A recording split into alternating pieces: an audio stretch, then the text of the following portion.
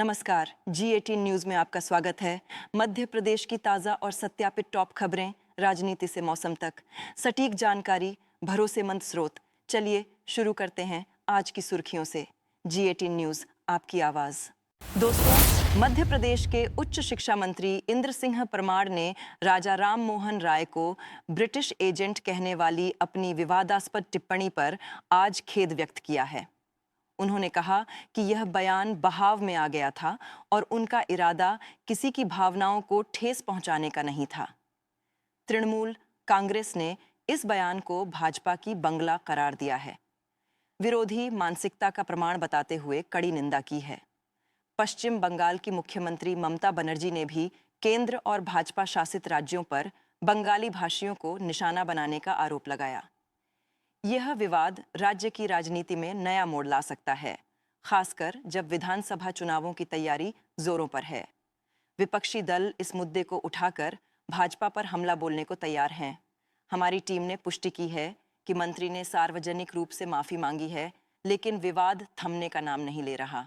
यह घटना ऐतिहासिक व्यक्तित्वों के सम्मान पर सवाल उठाती है। G18 न्यूज आपको अपडेट्स देते रहेंगे। मध्य प्रदेश में विशेष गहन पुनरीक्षण SIR प्रक्रिया की सुस्ती पर निर्वाचन आयोग ने आज कड़ा रुख अपनाया है। आयोग ने राज्य के मुख्य निर्वाचन अधिकारी को निर्देश जारी कर तत्काल सुधार की मांग की है, क्योंकि कई जिलों में मतदाता सूची अपडेट में देरी हो रही है। यह कदम आगामी विधानसभा चुनावों की पृष्ठभूमि में उठाया गया है, जहां सटीक मतदाता डेटा महत्वपूर्ण है। भोपाल, इंदौर और जबलपुर जैसे प्रमुख शहरों में शिकायतें मिली हैं कि फॉर्म 6 और 7 की प्रक्रिया में बाधा आ रही है। आयोग ने चेतावनी दी है कि यदि सुधार नहीं हुआ तो कार्रवाई होगी।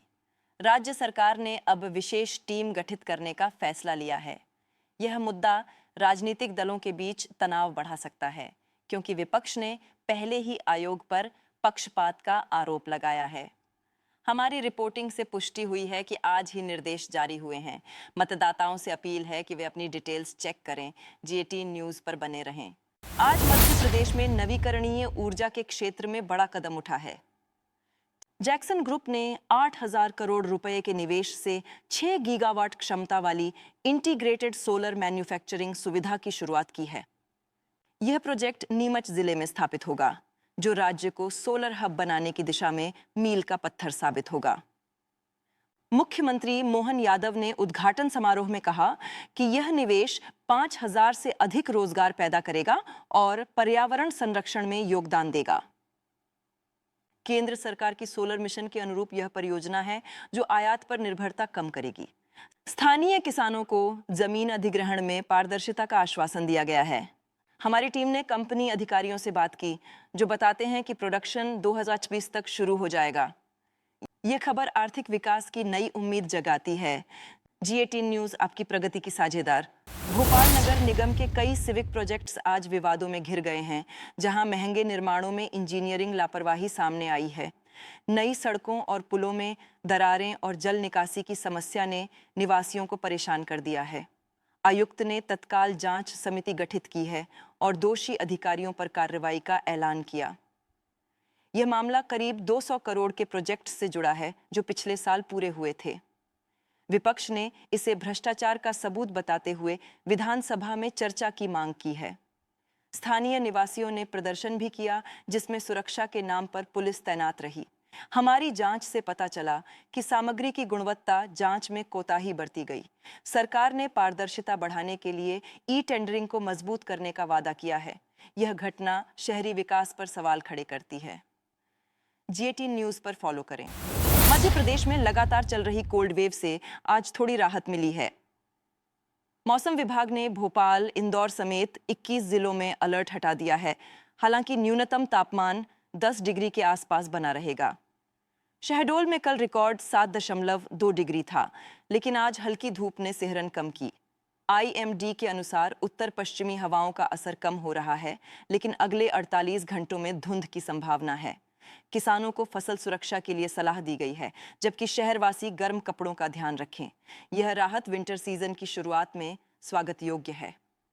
हमारी टीम ने मौसम विशेषज्ञों से बात की, जो कहते हैं कि दिसंबर में फिर तेज ठंड आएगी। स्वास्थ्य विभाग ने सर्दी जुकाम से बचाव के टिप्स जारी किए हैं। G18 न्यूज आपके मौसम अपडेट्स।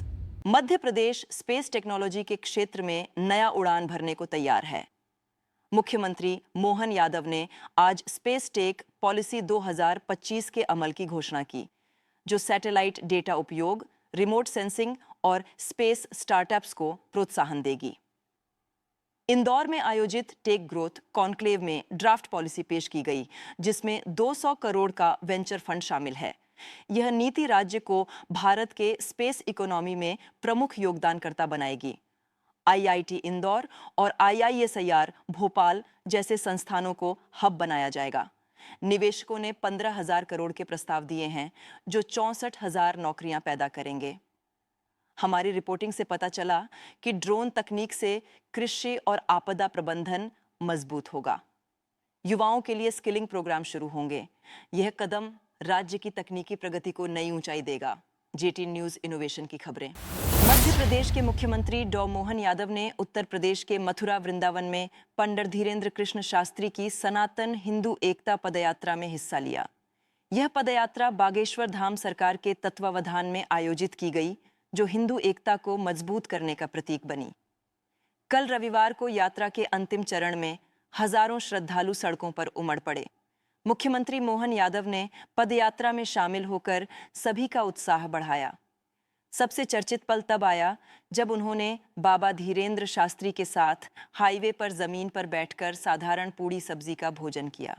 ये नज़ारा सोशल मीडिया पर वायरल हो गया, जहां लोग CM की सादगी की तारीफ कर रहे हैं। यादव ने कहा, सनातन धर्म की एकता ही हमारी ताकत है। ये यात्रा समाज को जोड़ने का माध्यम बनेगी। मध्य प्रदेश के ग्वालियर के बाहरी इलाके में आज सुबह एक भयानक सड़क हादसे ने 5 युवाओं की जिंदगी छीन ली। 20 से 28 साल के 5 दोस्तों से भरी तेज रफ्तार SUV अचानक सड़क पर सामने आए ट्रैक्टर ट्रॉली से टकरा गई, जिससे वाहन के परखचे उड़ गए। हादसे का असर इतना जबरदस्त था कि SUV ट्रॉली के अंदर फंस गई। मृतकों में स्थानीय युवा शामिल हैं, जिनकी पहचान पुलिस कर रही है। यह घटना सड़क सुरक्षा पर फिर से सवाल खड़े करती है, जहां गैर जागरूक ड्राइविंग और वाहनों की अनियोजित उपस्थिति घातक साबित हो रही है। स्थानीय प्रशासन ने शवों को पोस्टमार्टम के लिए भेजा है और परिवारों को मुआवजे का आश्वासन दिया।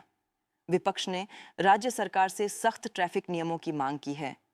हमारी टीम ने घटनास्थल का दौरा किया, जहां राहगीरों ने दुर्घटना की भयावहता बयान की। G18 न्यूज सुरक्षा की पुकार। तो दोस्तों, ये थी मध्य प्रदेश की आज की टॉप ताज़ा खबरें।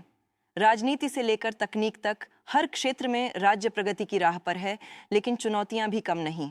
G18 न्यूज पर हम प्रतिबद्ध हैं कि आपको सटीक और निष्पक्ष जानकारी मिले। कल फिर मिलेंगे नई सुर्खियों के साथ। तब तक सुरक्षित रहें, जागरूक रहें। नमस्कार, धन्यवाद। G18 न्यूज, मध्य प्रदेश की धड़कन।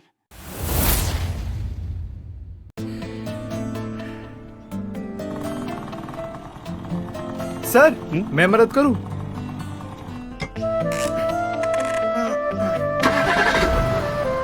वाह, आप तो एक्सपर्ट हो। आपका गैरेज है या कहीं काम करते हो? काम ढूंढ रहा हूँ सर। गैरेज खोलना तो चाहता हूँ, पर पैसे नहीं है, और लोन के लिए जमानत के तौर पे सिर्फ डिप्लोमा है। कौन देगा लोन? बैंक। RBI ने बैंकों के लिए अनिवार्य कर दिया है कि अगर उनके पास कोई कारोबार का अच्छा प्रस्ताव ले आए तो उसे 10 लाख रुपए तक का लोन बिना जमानत के दें। सच? बिल्कुल। आप जैसे होनहार युवाओं को कारोबार स्थापित करने के लिए आर्थिक सहायता देने वाली कई योजनाएं हैं। बैंक से लोन भी मिलेगा और सरकार की क्रेडिट गारंटी स्कीम्स का फायदा भी। वाह, नए गैरेज की बहुत बहुत बधाई हो। Thank you sir. जब क्षमता हो तुम्हारी अमानत, तो लोन पाओ बिना जमानत। RBI कहता है, बनो जानकार, बढ़ाओ व्यापार।